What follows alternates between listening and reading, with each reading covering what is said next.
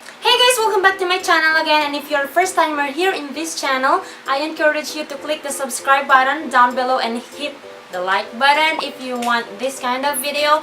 And if you are a returning or a subscriber already, thank you so much for coming back. And today I will be sharing with you guys the things that I love for the month of November, or the things that I have tried. So if you want to see the products that I have been loving for the month of November, let's get on to the video. I only have a few products here, and let's start with the makeup. The most product that I have used for the month of November is this lipstick from Lancome in the shade Rogue Sensation. If you've seen my all lipstick challenge, yung lipstick lang yung ginamit ko lahat sa face ko, this is the one that I have used for my foundation, I guess. Yes, because this is so what you call that, parang natural looking lang siya, parang wala ka lang lipstick gano'n ang peg. So this is the shade. Ayan, I'm gonna swatch it for you guys. Kaya lang medyo glossy ang dating niya, but it's okay with me. But parang ano lang, kapag medyo dramatic yung eyes, or well, pag simple look lang, everyday look, yan, ito talaga yung gamit ko. So, and if you wanna see me do my, how I do my everyday look, just comment down below or hit the like button for me to do it for you guys. So, ayun. And the last one for the beauty product is this brush, Kabuki, flat Kabuki brush from Zion Stuff. I got this from Shopee. I will just put her link down below. And ayun, parang 250 pesos lang ata yung 10 brushes. I have a review of the product as well. If you wanna see the review, I will put the link, all the links down below. Ayan. So, gustong-gusto ko siya kasi napaka-handy niya. Tsaka, maganda talaga siya na nabiblend niya yung foundation or yung BB cream. Yun, madali lang siya, and very soft ang kanyang mga bristles, so hindi masakit sa skin. Moving on sa mga products na ginagamit ko sa bathroom, I have quite a few here. And the first one is this shampoo from Clear. This is the Anti-Dandruff Complete Soft Care Nourishing Shampoo, and napakabago niya. Ito yung ginagamit ko kasi if you know me, diba, madandruff yung scalp ko, kaya dapat papalit-palit ako sa shampoo. And lately, kahit nag-change ako ng shampoo talaga, hindi nawawala yung dandruff. So, I switched to Clear Anti-Dandruff Shampoo, and it's been doing fine.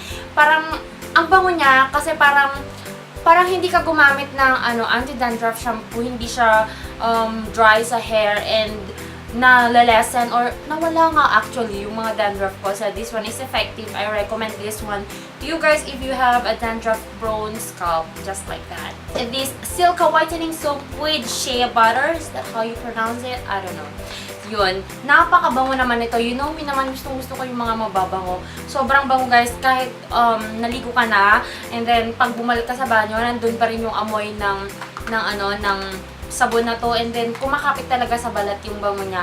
So, kapag natutulog ka, grabe, ang bango, pati dun sa may bed mo, ang bango talaga. So, I recommend this one to you guys kapag gusto yung napapamper yung katawan niya sa gabi, kasi napaka-moisturizing din niya guys. Parang nag-lotion ka na, hindi siya drying sa skin. Kasi diba yung ibang whitening soaps, nakaka-dry siya sa skin. This one is not drying at all.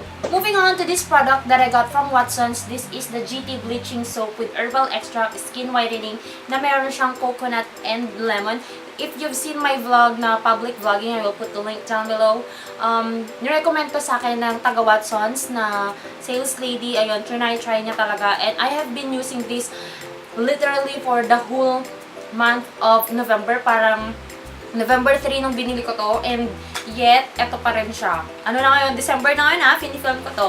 Meron pang natira. Kasi ginagamit ko lang siya sa face ko, tapos parang ini-slice ko lang kasi madali siyang mag-melt. So, I don't recommend you to use this soap as one kapag nasa bathroom kayo, kasi sayang yung product na mag-melt lang siya. So, yun. Hinahati-hati ko siya. And meron pa, so baka abutin to ng 2 months sa akin. And this one is only 85 pesos, I guess. And the last one that I have been loving for the bathroom category, just like that, is this face brush that I got from Watsons. This one is only 85 pesos, I guess.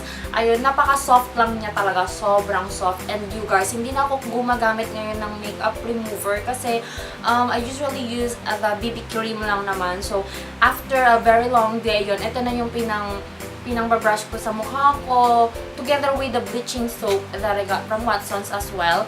Ayun, very effective siya. Kasi hindi ako masyadong nagka-pimple. I don't know if it's because of the brush or because of the soap.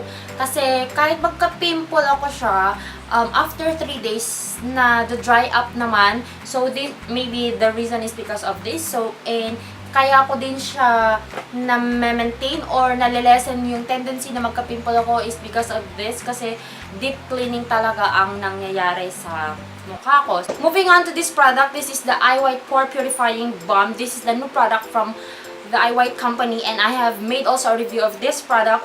Yun, ginagamit ko ito once a week para mag-peel off para sa nose pack. Ang effect niya, parang mag-open yung pores mo for the nose pack to get those gunk easier, para mapipeel off talaga niya ng bonggang-bongga. And if you don't want to use a nose pack as well, kasi yung iba sabi nila, mas lumalaki daw yung pores nila kapag gumagamit sila ng nose pack, it's totally okay to use this product. I-wipe off mo lang siya ng tissue, and yun guys, parang, wala lang, mapipurify talaga niya yung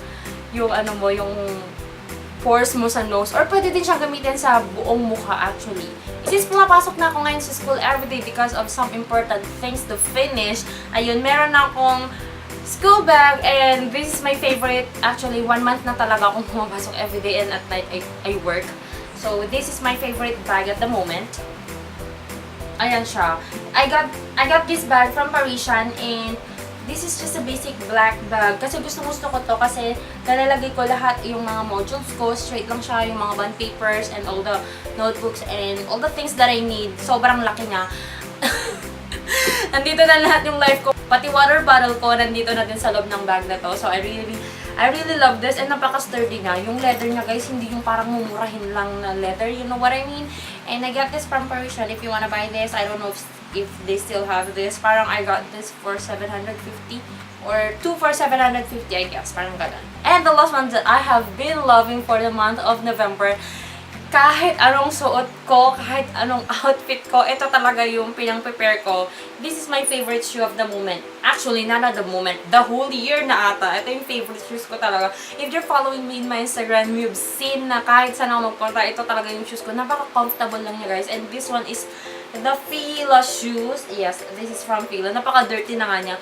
Kasi gustong-gusto ko siya. And yun, wala lang, napaka-comfy talaga niya na isuot. Hindi siya kagaya sa Converse na kapag inapak mo siya, matigas yung sole or mahirap siyang i-bend. Lalo na kung hindi mo pa masyadong ginagamit yung shoes.